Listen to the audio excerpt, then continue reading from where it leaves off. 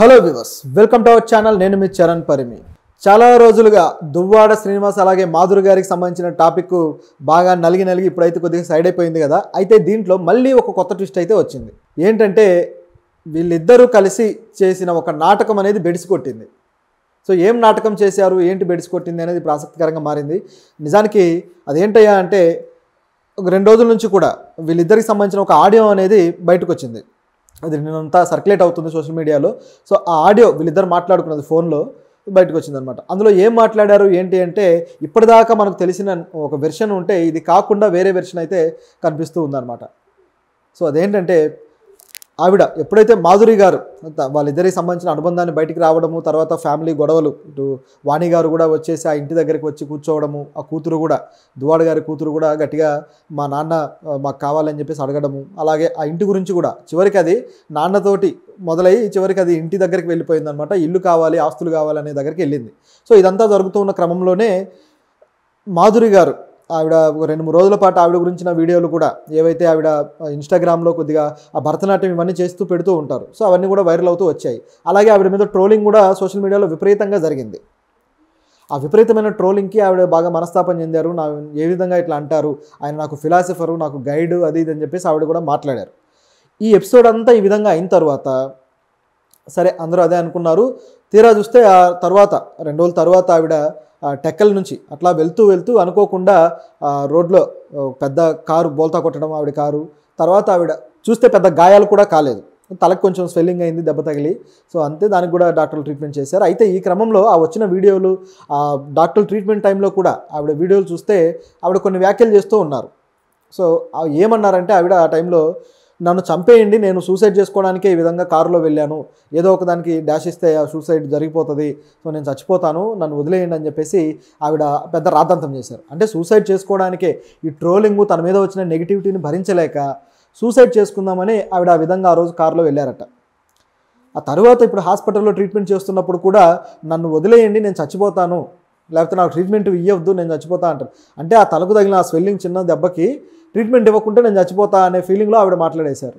So అదంతా చూసిన వాళ్ళకి కొందరికి నిజమనిపించింది, కొందరికేమో కొద్దిగా ఆవిడ ఏదో ఓవర్ చేస్తున్నట్టుగానే కనపడింది, అంటే ఇది ఫేక్ లాగా లైట్గా. అయితే మనం చేసిన వీడియోలో కూడా దానికి సంబంధించి మాట్లాడినప్పుడు ఆవిడ సింపతి యాంగిల్లో ఏమన్నా ప్రయత్నించారేమో అనే యాంగిల్ కూడా మనకు అనిపించింది. మనం అది ఆల్రెడీ మాట్లాడాం. మహిళ కావచ్చు, ఆవిడ మీద ఈ విధంగా కొద్దిగా ట్రోలింగ్ అవ్వడం కావచ్చు, ఇవన్నీ పాయింటే. ఆ ట్రోలింగ్ను కూడా మనం తప్పుపట్టాల్సిందే. అయితే ఈ టాపిక్ ఆవిడ చేసిన సంఘటన మొత్తాన్ని, ఆ సినారియోని గమనించి చూసినప్పుడు కొంతవరకు మనకు అనిపించక మానదు. ఎందుకంటే ఆ నెక్స్ట్ ఫ్యూ అవర్స్లోనే ఆవిడ మళ్ళీ మీడియా ముందుకు వచ్చి ఇంటర్వ్యూలు ఇవ్వడం మొదలెట్టింది. అవి కూడా వేరు ఛానల్స్కి, ప్రెస్ మీట్లు కూడా కాదు, వేరు ఛానల్స్కి, యూట్యూబ్ ఛానల్స్కి ఇంటర్వ్యూలు ఇస్తూ మొదలెట్టారు. సో అదంతా చూసినప్పుడు ఆవిడ ఎటువంటి ఇదిలో ఉండి అది చేశారు, అది ఏమన్నా ప్లానా లేకపోతే ఏంటా అన్నట్టు డిస్కషన్ అయింది.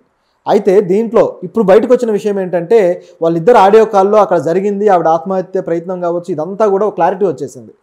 ఆ క్లారిటీ ఏంటయ్యా అంటే వాళ్ళిద్దరు మాట్లాడుకున్న మాటలు కూడా ఒకసారి మనం చూద్దాం, దాన్ని బట్టి మీకు అర్థమవుతుంది. వాళ్ళ సంభాషణ ఎట్లా సాగింది ఏంటని చూస్తే దువ్వాడ గారు మామూలుగా ఫోన్ చేసిన తర్వాత ఆయన హలో అన్నాడు. మాధురి గారు రియాక్షను ఏవండి అన్నారు. దువ్వాడ అమ్మ ఎలాగుందే అన్నాడు. మాధురి పర్లేదు అని చెప్పేసి తర్వాత దువ్వాడ ఎంత పని చేసావని చెప్పేసి అడిగాడు. ఆయన్ని తీసుకెళ్ళి ఉంటే బాగుండేది కదా, అంటే డ్రైవ్ చేయడానికి వేరే వ్యక్తిని, సో అని అన్నారనమాట. దానికి మాధురి ఆడికి కూడా ఏదో ఒకటి అయ్యి ఉండేది, అంటే ఒకవేళ డ్రైవ్ చేయడానికి వస్తే ఆ వ్యక్తికి కూడా ఏదో ఒకటి అయ్యి ఉండేది అనేది మాధురి గారు. అలాగే దువ్వాడ ఇప్పుడు ఎలాగుంది నీ ఒంట్లో, ఆవిడ అన్నారు. అలాగే దువ్వాడ అన్నారు. మాధురి దువ్వాడ మళ్ళీ రిపీటెడ్గా అడిగారనమాట, ఒంట్లో ఎలాగుంది అని చెప్పేసి. మాధురి గారు తలకి కొంచెం దెబ్బ తగిలింది, తలంతా నొప్పిగా ఉంది అన్నారు. ఓకే. దువ్వాడ నిన్ను ఇప్పుడు హాస్పిటల్లో పెట్టారా అంటే మాధురి అంబులెన్స్లో ఉన్నాను, ఎక్కడికి వెళ్ళి తీసుకెళ్తున్నారో తెలియదు అన్నారు. దువ్వాడ అంబులెన్స్లో ఉన్నావా? మాధురి అవును. దువ్వాడ హేమాచలం నీ వెనకాలే వస్తున్నాడు, దగ్గరికి వచ్చేసాడు అని చెప్పాడు.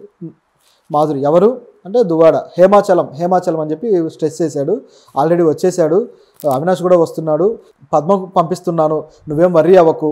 నువ్వు ఒకటి చెప్పు, దీన్ని ఏం చెప్తావంటే నేను కావాలని సూసైడ్ చేసుకోవాలని చూశాను, దువ్వాడ వాణి చేసినటువంటి అరాచకం 4 రోజులుగా చేస్తున్న ఈ ఏదైతే ట్రోలింగ్ ఉందో దీని మీద సూసైడ్ చేసుకోవాలని, చనిపోవాలని నేనే గుద్దేశాను అని చెప్పేసి చెప్పు, ఈ ఒక్కటే మాట చెప్పు అని చెప్పేసి దువ్వాడ ఈవిడికి చెప్తున్నారు మాధురికి.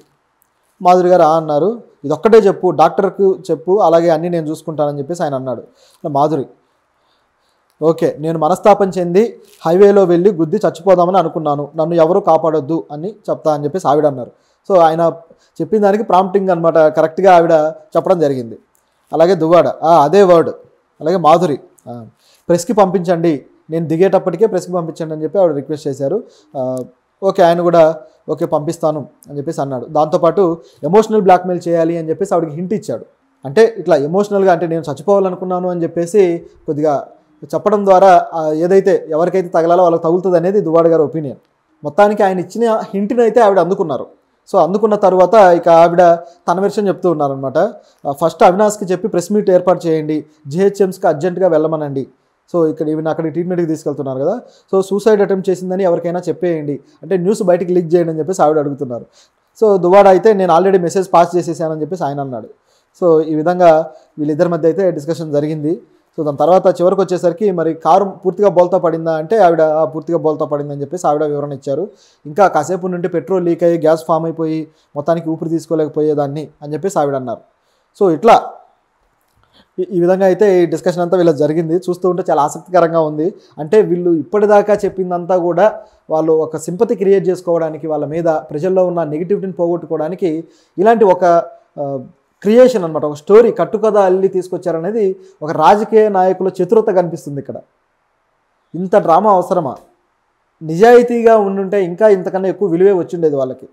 కానీ ఎప్పుడైతే ఆవిడ ఈయనేమో మేము శారీరకంగా కలిసామన్నారు, ఆవిడేమో కలవలేదు, ఒక అడల్టరీ రిలేషన్ లాంటిది, సో ఆయన ఒక ఫిలాసఫర్ అని ఆవిడ అన్నారు. సో ఈ మాటల్లో ఉన్న తేడాలు కావచ్చు.